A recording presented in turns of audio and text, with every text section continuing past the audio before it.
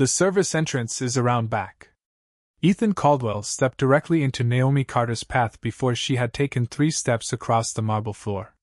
His voice carried beneath the crystal chandeliers, loud enough for nearby guests to turn. Naomi stopped.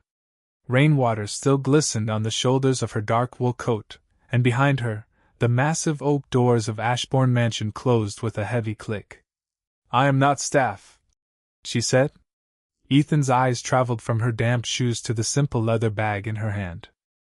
He was tall, silver-haired, white, wrapped in a tailored black tuxedo that seemed as cold as his expression. "Then you are in the wrong house." A few guests glanced over their champagne glasses. Naomi felt their attention settle on her skin before anyone bothered asking her name.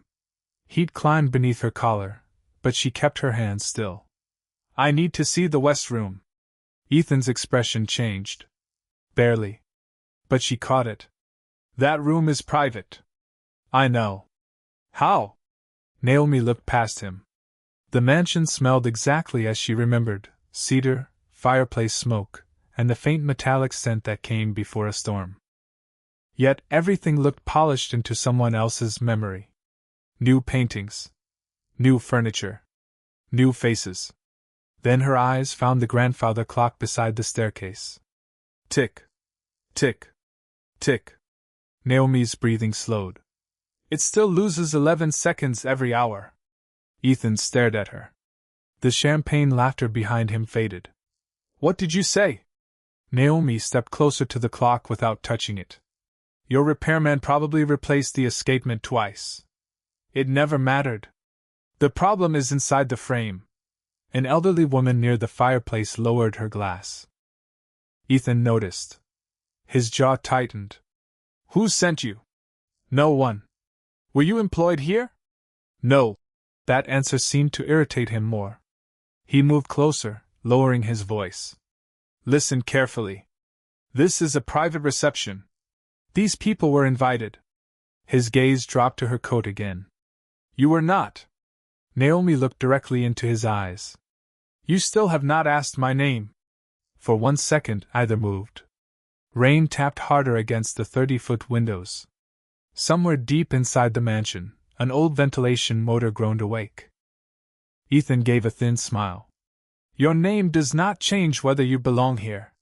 The words landed harder than Naomi expected.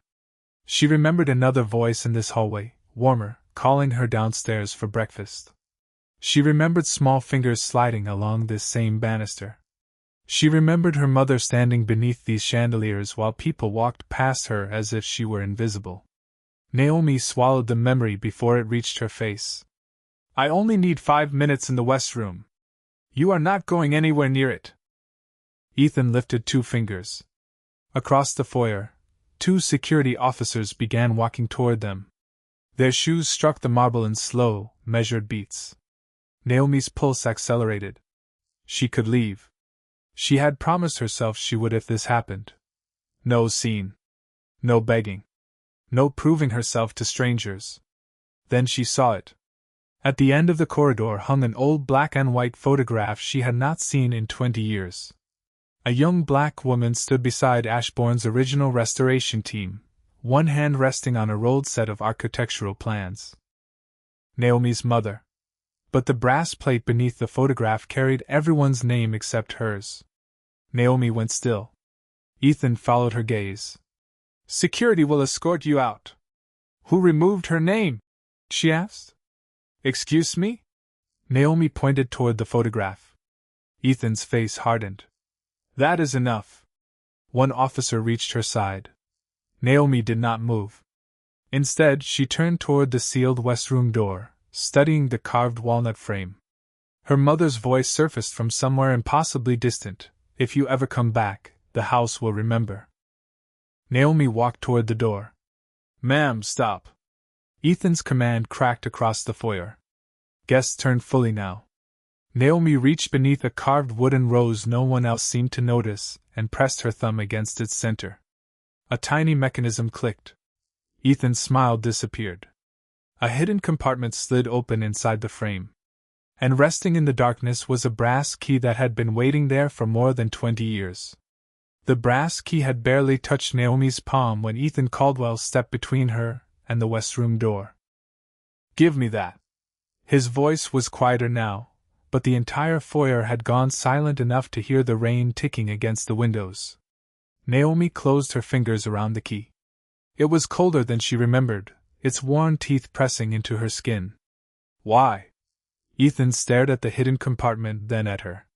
For the first time, certainty had left his face. "Because you just removed something from private property. It was hidden here before you ever worked here." A murmur moved through the guests. Ethan's cheeks tightened. "Security." One officer approached, but Naomi lifted her empty hand. "Ask him how long he has managed this house." Ethan answered before anyone else could. 12 years. Naomi nodded toward the staircase. "Then ask him why the seventh step creaks when the temperature drops below 40 degrees. Ethan said nothing. "Or why the east windows refuse to lock during winter." The elderly woman near the fireplace slowly set down her champagne. "She is right about the windows." Ethan turned sharply. "Mrs. Whitaker, please." "And the clock," the woman continued. "The repair company has complained about it for years." Naomi could feel every stare shifting. Minutes ago, they had looked at her like an intruder. Now they were looking at Ethan for an explanation. He hated it. She could see that in the small twitch beside his mouth. "Knowing maintenance problems does not make you family," he said. The word family struck something deep inside her. Naomi looked again at her mother's photograph. "No. But erasing someone from a wall does not erase what they did here." Ethan followed her eyes. His expression sharpened. "You have no idea what that photograph represents. Evelyn Carter." The name left Naomi's mouth softly. Mrs. Whitaker inhaled. Ethan went completely still. "Who told you that name?" Naomi's thumb brushed the brass key. "She did." The silence changed. Not confusion now. Recognition. Mrs. Whitaker stepped forward, her face suddenly pale. "Evelyn had a daughter." Ethan looked at Naomi as though seeing her for the first time, then quickly buried it beneath suspicion. "Anyone could have researched this house. Not this." Naomi turned the key over. 2 letters were engraved beneath years of tarnish. E.C. Mrs. Whitaker covered her mouth. Ethan reached for his phone. "I am done entertaining this. Call the police." Naomi's stomach tightened. Around her, expensive perfume mixed with fireplace smoke and damp wool. One security officer shifted uncomfortably. "Sir, maybe we should verify her identity first." Ethan's eyes flashed. "I said call?" Naomi heard the contempt beneath his control, the same contempt that had greeted her before he knew anything about her. "You decided what I was when I walked through that door," she said. "Do not pretend this is about a key." Ethan lowered his phone. "People like you see a house like this and think knowing one's secret gives you a claim to it." The room froze. Mrs. Whitaker whispered his name in warning. Naomi felt heat rise behind her eyes, but she refused to give him the satisfaction of seeing her break. "People like me?" Ethan realized too late what he had said. "That is not what I meant." "It is exactly what you meant." Thunder rolled above the roof. The chandeliers trembled almost imperceptibly. Naomi stepped toward the west room door. Ethan blocked her again. "That key will not open anything." Naomi looked at him. "Then you have nothing to worry about." She slid the brass key into the lock. It turned with a deep mechanical click. Somewhere behind the wall, gears that had not moved in decades began grinding awake. The lights flickered. Once. Twice. Then the entire mansion dropped into darkness. Someone gasped. Emergency strips glowed red along the floor, painting the guests in shadow. A low electronic hum rose from inside the west room. Ethan stared at the door. "That system was disconnected years ago." Naomi's pulse hammered. She had never heard that sound before. A small panel beside the door suddenly illuminated, throwing blue light across her face. White letters appeared on its screen. Ethan leaned closer, and all the color drained from him. The message was only 4 words: primary resident detected nearby. Primary resident? Ethan repeated, and for the first time his voice cracked. The blue panel pulsed beside Naomi, washing her face in cold light while the mansion's emergency system hummed behind the walls. Around them, phones began rising. Tiny camera tones broke the silence. Ethan noticed immediately. Put those away. This is private property. Nobody moved. Naomi stared at the 4 words glowing on the screen. Her mother had never mentioned an electronic system. 20 years ago, this hallway had held brass switches, old wiring, and a stubborn radiator that hissed all winter. This cannot be right, Ethan said. He stepped toward the panel and entered a code. A red light flashed. Access denied? A nervous murmur rippled through the foyer. Ethan tried again. Access denied? The outage reset the system. His fingers moved faster now. That is all. Naomi watched the sequence reflected in the polished brass plate. You are using the maintenance code. Ethan stopped. How would you know? Because the owner code was never 6 digits. His eyes narrowed. You expect us to believe you know a security system you claim you have never seen? Naomi touched the old key in her palm. I know how my mother thought. Mrs. Whitaker edged closer. Evelyn designed parts of the restoration herself. Ethan turned on her. Evelyn Carter was a consultant. Naomi's head snapped toward him. No. 1 word. Quiet. Certain. Ethan gave a humorless smile. I have managed this estate for 12 years. I know its records. Then you know the west room was her drafting room. Storage room. Drafting room. The pressure in Naomi's chest sharpened. She could almost smell her mother's coffee again, hear pencils rolling across a wooden desk.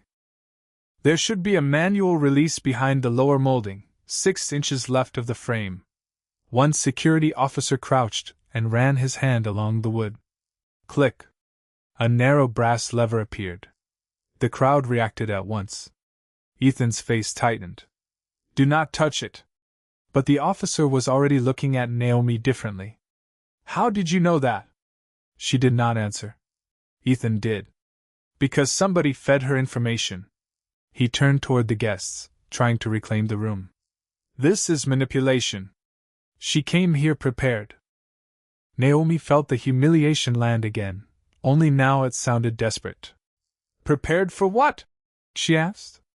To steal a house I already know better than you. Several guests exchanged glances. A phone camera moved closer. Ethan's neck flushed. Enough. Unlock the front doors. Escort her outside.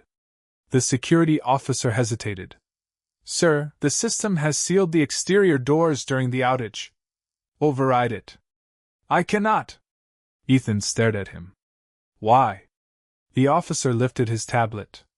Its white glow reflected off his badge. Administrative authority has been suspended. Another silence. Ethan reached for the tablet and read the screen himself. His wrist glistened with sweat beneath his cuff. Suspended by whom? The officer swallowed. The property system. Naomi's attention returned to the blue panel. New text was appearing. Identity verification required. Below it, a palm-shaped scanner illuminated. Ethan moved first. Fine. He pressed his hand against the glass. The machine vibrated softly. Red. Identity not recognized. A few guests audibly inhaled. Ethan pulled his hand away as if the glass had embarrassed him personally. This system is corrupted. Then Mrs. Whitaker whispered, Naomi. She was staring at the old photograph. Tears had gathered in her eyes. Your mother used to bring you here on Saturdays. Naomi's throat tightened. You remember me? You slept under that drafting table while she worked. The room seemed to tilt. For 20 years, Naomi had believed nobody inside Ashbourne remembered. Ethan cut between them. Sentiment does not establish ownership. Naomi looked at him, then at the scanner. You are right. She stepped forward. Ethan blocked her path. Do not touch that panel. Why? Because you have no authorization. Naomi almost smiled, but there was no joy in it. Then it will reject me too. Ethan had no answer. The guests went perfectly still. Naomi placed her palm against the glass. For one heartbeat, nothing happened. Then the scanner turned green. A mechanical lock thundered somewhere deep inside the west room. The mansion lights flickered back to life one corridor at a time, racing toward them like something waking from a 20-year sleep. Ethan stared upward. Naomi did not. She was watching the panel as a final line appeared beneath her hand. Her breath stopped. Mrs. Whitaker began to cry. Ethan leaned closer, read the words, and slowly stepped away from Naomi. Primary owner verified, Naomi Evelyn Carter. That is impossible. Ethan's voice cut through the foyer as primary owner verified, Naomi Evelyn Carter burned across the panel. Nobody laughed now. Phones remained raised, their tiny recording lights blinking beneath the chandeliers.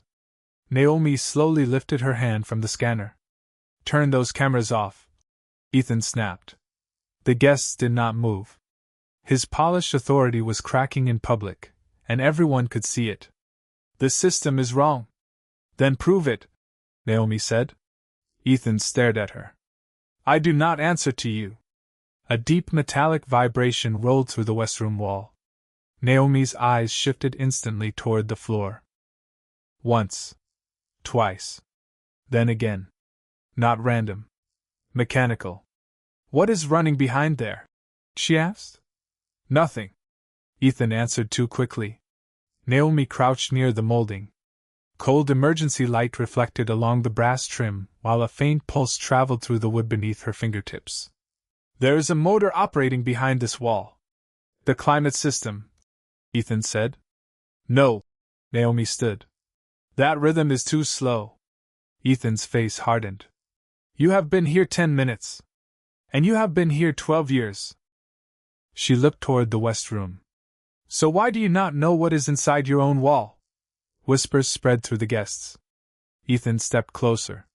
Do not mistake a malfunctioning scanner for authority. Naomi ignored him. The vibration came again, followed by a thin rush of warm air from beneath the sealed door. She remembered something. Summer afternoons. Her mother kneeling beside this same wall with blueprints spread across the floor.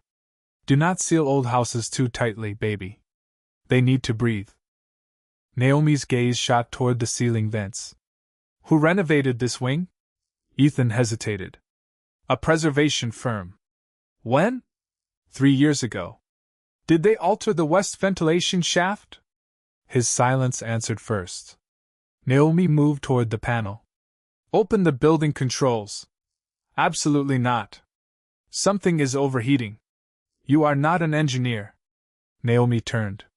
My mother was. That stopped Mrs. Whitaker cold. Ethan scoffed, but sweat had appeared above his collar. Your mother advised on decorative restoration. Mrs. Whitaker's voice came from behind him. No, Ethan. Everyone turned. The elderly woman stepped into the blue-white light. Evelyn designed the preservation system. Ethan's jaw tightened. You are mistaken. I signed the original invoices. Another vibration rolled through the wall, stronger now. A chandelier trembled. Several guests stepped backward. Naomi pressed her palm to the control panel again. A schematic appeared across the screen: pipes, vents, electrical routes, old mechanical shafts. One section flashed amber. West Archive, temperature rising. How hot? Naomi asked. The security officer checked his tablet. 109 degrees. Ethan exhaled sharply. Old sensor. Check the adjacent zone. 71. Naomi looked at the sealed door. Then it is not the sensor. Ethan reached for the tablet. This reception is over. Everyone needs to leave. But now nobody listened. One guest whispered into his phone. Another moved closer to the screen. Ethan saw controls slipping away and his voice rose. Security, remove Ms. Carter. Neither officer moved. I gave you an order. The taller officer looked at the tablet.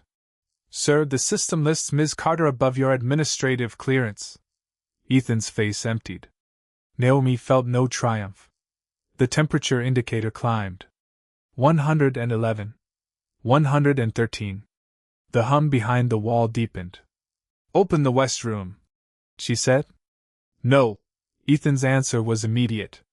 Too immediate. Naomi studied him. His fear was no longer about embarrassment. What is in there? Private records. Whose records? That is none of your concern. Naomi took the brass key from her coat pocket. Ethan stepped in front of the door. You do not understand what you are doing. Then tell me. Silence. 115 degrees. A warning tone began pulsing through the mansion. Naomi looked at the old schematic again, following a narrow line from the overheated archive to a symbol hidden beneath the west room. Her stomach dropped. This is not just an archive. Mrs. Whitaker leaned toward the screen. What is it? Naomi enlarged the faded notation. 3 words appeared beside a compartment sealed behind the wall: Carter Family Vault. Ethan's breathing stopped. Naomi looked at him. His eyes had gone to the brass key in her hand. And suddenly she understood why he had been so desperate to keep her away from that door. Do not open that vault. Ethan's voice came out sharper than the alarm pulsing through Ashbourne Mansion. Naomi tightened her fingers around the brass key. The west wall vibrated again, harder this time, and the temperature warning jumped to 118 degrees. Why? She asked. Ethan stepped between her and the door. Behind him, phone cameras kept recording, tiny red lights blinking beneath the chandeliers. Because whatever is inside belongs to this estate. Naomi stared at him. The system calls it the Carter Family Vault. A label proves nothing. Neither did my name 5 minutes ago, according to you. A murmur moved through the guests. Ethan's composure cracked. You walked into my reception uninvited, access restricted systems, and now you expect everyone here to accept that you own this mansion because an old computer recognized you? Naomi felt every eye return to her. The same suspicion. The same silent question about whether someone who looked like her could possibly belong at the center of a room like this. Her palm was damp around the key, but her voice stayed level. Then open the property records. Ethan hesitated. Naomi caught it. You already know what they say, do you not? I know you are creating a spectacle. No. Your cameras are. Several guests lowered their phones, embarrassed. One did not. Ethan turned towards security. Take the key. Neither officer moved. Now. The taller officer glanced at the control panel. Sir, she is listed as primary owner. Ethan slammed his palm against the console. It is a corrupted system. The alarm suddenly changed pitch. A mechanical shutter traveled beneath the floor, rattling champagne glasses on a nearby table. Naomi felt warmth against her face. Everybody back from the west wall. Ethan scoffed. Stop pretending you understand this building. Naomi looked at the schematic. The overheating chamber sat beside an old preservation conduit. Her mother had taught her why those channels existed: paper, photographs, deeds, architectural drawings. History protected from moisture, heat, and fire. Naomi's stomach tightened. The renovation blocked the passive vent. Mrs. Whitaker stepped closer. What does that mean? The vault cannot release heat. Ethan shook his head. That is ridiculous. Naomi enlarged the diagram. Your new climate equipment is pushing warm exhaust into a sealed preservation chamber. The security officer checked his tablet. 121 degrees. Ethan's face changed. Shut the system down. We cannot. Emergency mode locked us out. Naomi traced the old schematic with one finger. There is a manual bypass inside the west room. No one opens that door. Ethan's desperation silenced the room. Naomi slowly looked up. You would rather let whatever is inside be destroyed? You do not know what is inside. But you do. Ethan said nothing. The warning tone accelerated. Mrs. Whitaker stared at him. Ethan, what have you done? His jaw trembled. Nothing. Naomi inserted the brass key. Ethan grabbed the door handle first, blocking it. If you open this, there is no going back. Naomi met his eyes. For you? The question landed like a dropped glass. Ethan released the handle. Naomi turned the key. Heavy internal bolts withdrew one after another, each metallic strike echoing through the foyer. The door opened 3 inches. A wave of hot, dry air spilled across her face, carrying the smell of cedar, dust, and old paper. Naomi slipped inside. Naomi! Mrs. Whitaker called. She kept moving. Emergency lights painted the narrow room red. Metal cabinets lined both walls. At the far end, an old ventilation motor trembled violently behind a brass grate. Naomi found the manual lever and pulled it down. The motor groaned, then stopped. Cool air rushed through the chamber. Outside, the alarm fell silent. For one breathtaking second, nobody spoke. Then Naomi saw the desk. Her mother's desk. Exactly where it had been 20 years ago. On top sat a leather portfolio stamped E. Carter, untouched beneath a layer of dust.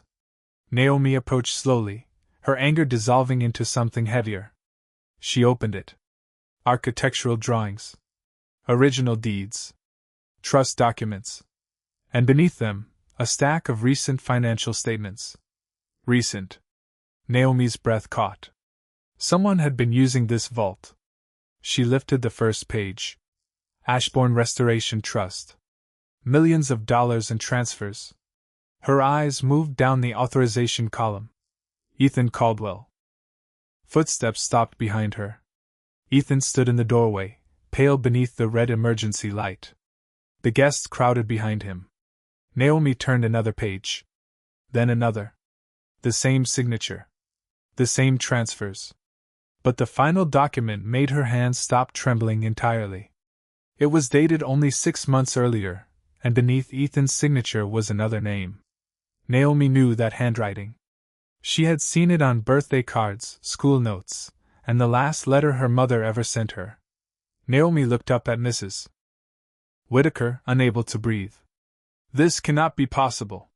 Because the second signature belonged to Evelyn Carter, her mother, who had been dead for 18 years. My mother died 18 years ago. Naomi's voice was barely above a whisper, but it carried through the silent vault. No one answered. The ventilation motor wound down behind her, its metallic hum fading until all that remained was the soft rush of cool air and the uneven breathing of people crowded in the doorway. Naomi held the document beneath the cold emergency light. Evelyn Carter's signature sat beside Ethan Caldwell's, dated 6 months ago. Her mother's handwriting. Her mother's name. Impossible. Ethan shifted behind her. The polished leather of his shoe scraped against the floor. Naomi heard it, but she did not turn. Where did this come from? She asked. I do not know. Ethan answered too quickly. Naomi lowered the page. Her hands had stopped trembling. That frightened Ethan more than anger would have. You signed it. I sign hundreds of documents. Not with dead people. A phone vibrated somewhere in the doorway. Nobody reached for it. Mrs. Whitaker stepped into the vault, her eyes fixed on the signature. Let me see. Naomi handed her the page. The older woman studied it beneath the blue-white light, then slowly shook her head. It looks like Evelyn's. Ethan exhaled. Exactly. Someone copied an old signature. That proves nothing. Naomi looked toward him now. Sweat darkened the edge of his collar despite the cooling room. Then why were you afraid of this door? I was protecting the estate. From its owner? Ethan's mouth opened, then closed. Outside, the guests had gone completely still. Their cameras were lower now. The spectacle had become something else. Naomi turned back to the desk. Dust coated most of its surface, but not all of it. A clean rectangular outline marked the wood beside the portfolio. Something had been sitting there recently. Something had been removed. She touched the edge with one finger. Someone has been inside. Ethan said nothing. Naomi crouched. The floor beneath the desk showed faint scratches in the dust, parallel lines leading toward the wall. Her mother had taught her to notice rooms before objects, doors before furniture, air before walls. Naomi followed the marks to a narrow cabinet built into the paneling. There was another box here. Mrs. Whitaker looked at Ethan. Was there? I have never entered this room. Naomi glanced at his shoes. Fine gray dust clung along the edges of the soles. The same dust covering the vault floor. Ethan noticed her looking and instinctively stepped backward. That tiny movement changed the room. The taller security officer saw it too. So did Mrs. Whitaker. Naomi did not accuse him. She simply asked, "Never?" Ethan's face tightened. "No." Naomi looked down again. "Then Ashbourne has very strange dust." Silence. Ethan's confidence seemed to drain one breath at a time. Naomi returned to the financial statements. The transfers were not random. Each payment moved through the same restoration trust, but the amounts changed every month. $280,000. $410,000. $750,000. Then smaller payments immediately afterward. Naomi traced the dates. Her pulse slowed. "These are not withdrawals." Ethan's eyes flickered. "What?" "They are transfers between accounts." She arranged the pages across her mother's desk. "Money leaves the trust, moves through a restoration vendor, then returns under a different designation." Mrs. Whitaker leaned closer. "Why?" Naomi studied the pattern. "To make the ownership records look active." Ethan suddenly moved toward the desk. The security officer stepped between them. "Sir?" Ethan stopped. That single word humiliated him more than shouting could have. 12 years of authority, and now his own security staff was protecting Naomi from him. Naomi opened the leather portfolio again.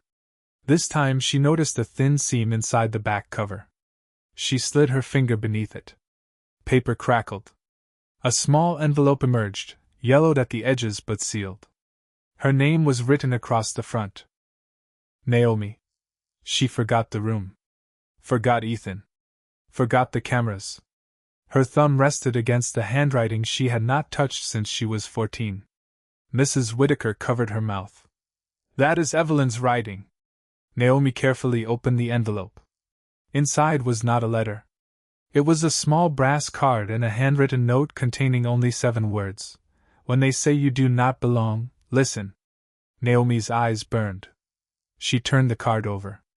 A sequence of numbers was engraved into the metal. Ethan saw them.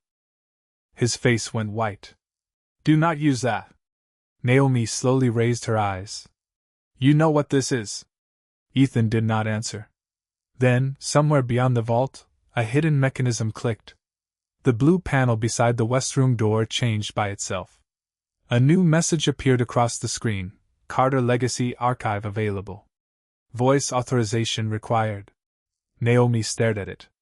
A speaker inside the wall crackled softly, followed by a woman's recorded voice she had not heard in 18 years. "Naomi, if you are hearing this, someone tried to erase us." "Naomi, if you are hearing this, someone tried to erase us." Evelyn Carter's recorded voice filled the vault, and every person in the doorway stopped breathing. Naomi's fingers tightened around the brass card. 18 years collapsed into one sound, her mother's voice, warm, steady, unmistakable. Ethan moved first. "Turn it off." Nobody obeyed him. Evelyn continued. "The house, the Restoration Trust, and everything protected inside it belonged to the Carter family." A ripple passed through the guests. Phones rose again. Ethan stepped toward the control panel. "This recording has no legal authority." Naomi did not look at him. "Then why are you afraid of it?" His hand stopped inches from the screen. Evelyn's voice continued. "Naomi, the brass card contains the authorization key for the Legacy Archive. Do not give it to anyone." Ethan's face strained. Naomi finally understood. The numbers were not an account code. They were an access sequence. She approached the panel and entered them slowly. 1 digit at a time. Each soft electronic tone seemed louder than the last. Ethan shook his head. You have no idea what you are unlocking. Naomi pressed the final number. Neither do you. The screen flashed white. For one terrifying second, nothing happened. Then the mansion answered. Locks clicked deep inside the walls. Hidden drives spun awake with a low mechanical whir. The lights above the vault shifted from emergency blue to warm gold. Carter Legacy Archive unsealed. Ethan stumbled backward. Mrs. Whitaker whispered, My God! Naomi opened the first digital folder. Scanned deeds appeared. Original trust agreements. Restoration contracts. Photographs of Evelyn standing beside architects and preservation officials. Her name was everywhere. Not consultant. Not employee. Founder. Trustee. Majority owner. Naomi's eyes burned, but she kept scrolling. Then she found the document that changed the room. Current beneficial owner, Naomi Evelyn Carter. The security officer lowered his tablet. Several guests lowered their phones too, not from disinterest, but shame. Minutes earlier they had watched Naomi as if she needed permission to stand beneath these chandeliers. Now the mansion itself was displaying her name across every active security terminal. Ethan stared at the screen. This does not explain the transfers. Naomi's expression changed. No. It does not. She opened the financial archive. Ethan immediately stepped forward. Those records are confidential. They are mine. 2 words. Quiet enough to hurt. Ethan stopped. Naomi compared the recent transfers with the original trust structure. Her mother had designed a safeguard. Every legitimate payment generated 2 authorization records, one visible and one stored permanently inside the legacy archive. Naomi opened the hidden ledger. The room went silent again. The 6-month-old document carrying Evelyn's signature appeared beside its archived counterpart. One was different. Naomi enlarged them. Look at the timestamp. Mrs. Whitaker leaned closer. The public document claimed Evelyn had authorized the transfer 6 months ago. The hidden archive showed the signature image had been imported from a restoration agreement signed 19 years earlier. A guest whispered. It was copied. Ethan's breathing became audible. Naomi opened another transfer. Same pattern. Then another. Same signature source. Same authorization terminal. Caldwell Administrative Office. Every face turned toward Ethan. He looked suddenly smaller beneath the warm lights. Someone used my credentials. Naomi studied the logs. Maybe. For the first time, Ethan seemed relieved. Then Naomi clicked one final field.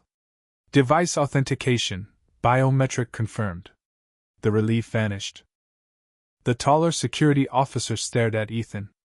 Mrs. Whitaker stepped away from him. Even the guests who had stood beside him all evening quietly created distance. Ethan's voice dropped. Naomi, listen to me. It was the first time he had used her name. She noticed. So did everyone else. You called me an intruder, Naomi said. You told me people like me see beautiful houses and think we can claim them. Ethan looked toward the floor. I was wrong. Naomi's face remained calm. About which part? He could not answer. The silence punished him more completely than any accusation could. Then the archive chimed. A final protected file appeared beneath the financial records. It carried a date from 3 days before Evelyn Carter died. For Naomi only. Naomi's breath caught. Ethan looked at the file and whispered, Do not open that here. She turned slowly. How do you know what is inside? Ethan's eyes filled with something she had not seen before. Not arrogance. Not anger. Fear. Naomi touched the file. Evelyn's face appeared on the screen, older than Naomi remembered, seated inside this very vault. Naomi, her mother said, if Ethan Caldwell is standing beside you when you watch this, there is something about his family you need to know. Ethan closed his eyes. If Ethan Caldwell is standing beside you when you watch this, there is something about his family you need to know. Evelyn's recorded voice settled over the vault like dust. Ethan kept his eyes closed. Naomi did not move.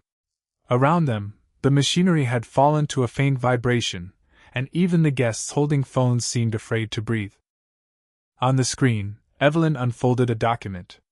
Ethan's father, Robert Caldwell, helped me save Ashbourne when the banks wanted it sold. Ethan opened his eyes. Confusion replaced fear. My father? Evelyn continued. Robert protected the original Carter Trust when people around us believed a black woman could not possibly be the real power behind this estate.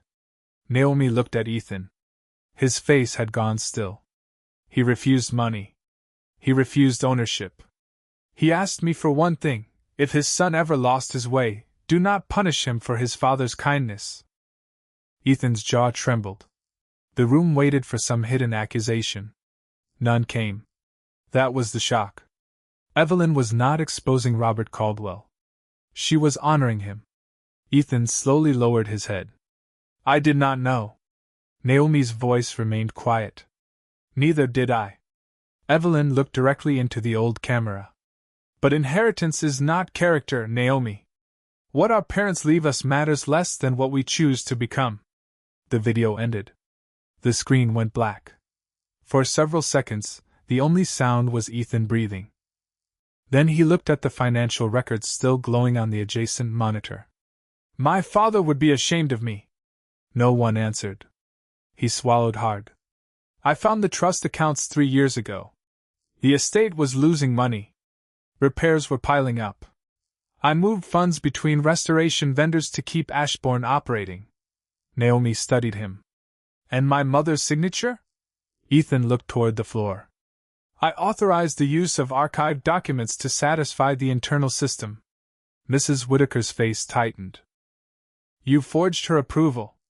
Ethan did not defend himself. Yes. The admission moved through the doorway like cold air. Several phones captured it. Ethan looked at Naomi, but there was no authority left in his posture now. I told myself I was protecting this place. Then every transfer made the next one easier. Naomi glanced at the photograph visible beyond the vault door, her mother standing unnamed among men who had received plaques, titles, and credit. And when I walked in, Ethan's eyes dropped. I saw what I expected to see. Naomi waited. He forced himself to finish. A black woman I assumed could not belong here. The words were quieter than his humiliation had been, but now the entire room heard them. I was wrong before you ever spoke. One guest slowly lowered his phone. Then another. Mrs. Whitaker stepped beside Naomi. We were wrong too. Naomi turned toward her. The older woman looked toward the crowd. Some of us knew Evelyn Carter built this place back from ruin. We watched her contribution become a footnote because correcting the story would have been uncomfortable. Her voice broke. And tonight we watched her daughter walk through the same door and said nothing. The silence became heavier. Naomi was no longer the woman everyone was examining. She was the person they could barely meet in the eye. Ethan removed the estate access card from inside his jacket and placed it carefully on Evelyn's desk. I will cooperate with an independent audit. Every account. Every transfer. Naomi looked at the card but did not touch it. And the staff? No one takes the blame for my decisions. The vendors? Full records. Ethan nodded once. No excuses. Naomi could have fired him in front of everyone. She could have made his humiliation match hers. Instead, she picked up the access card and placed it back in his palm. Ethan stared at it. Why? Because tomorrow you are going to help open every record in this house. His eyes lifted. After that, the auditors decide what happens to the money. I decide what happens to Ashbourne. Ethan's fingers slowly closed around the card.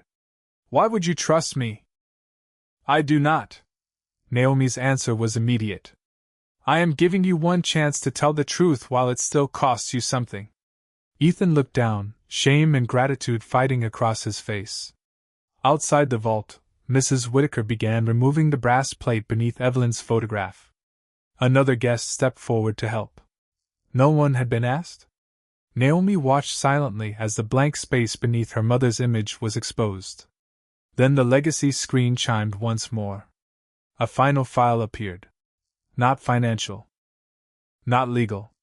A simple video marked home. Naomi touched it. Evelyn appeared again, standing on Ashbourne's front steps in morning sunlight. "There is one last thing, baby," she said softly. "The house was never the inheritance I wanted you to find." Naomi's breath caught. "Then what was?"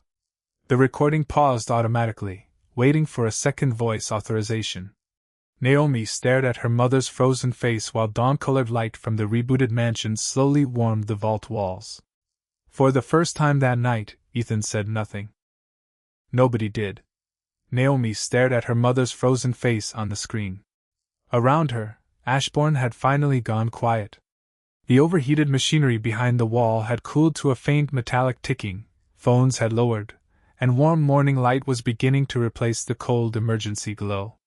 Naomi placed her palm against the authorization panel. "Naomi Carter. Continue." The recording moved. Evelyn smiled softly. "The house was never the inheritance I wanted you to find." Naomi swallowed. "Then what was?"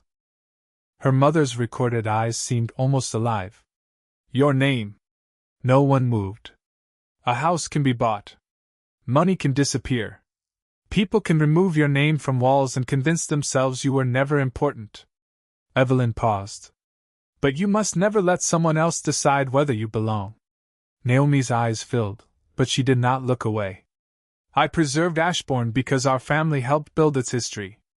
I left it to you because one day, someone might make you feel you need permission to enter what your own family helped create." Ethan lowered his head. The words reached him without ever naming him. Evelyn smiled once more. "If that day comes, do not become cruel just because cruelty finally answers to you." The screen faded to black. Silence filled the vault. Not the tense silence from earlier. Something softer. Heavier. Naomi slowly touched the edge of her mother's desk. For 18 years, she had carried grief like a locked room. Now she understood why Evelyn had left the key. Behind her, Ethan removed the estate badge from his jacket. "Naomi." She turned. He held it in both hands instead of placing it on the desk. "When you walked through that door, I saw your coat, your shoes, your skin, and I decided the rest." His voice remained steady, but shame lived underneath it.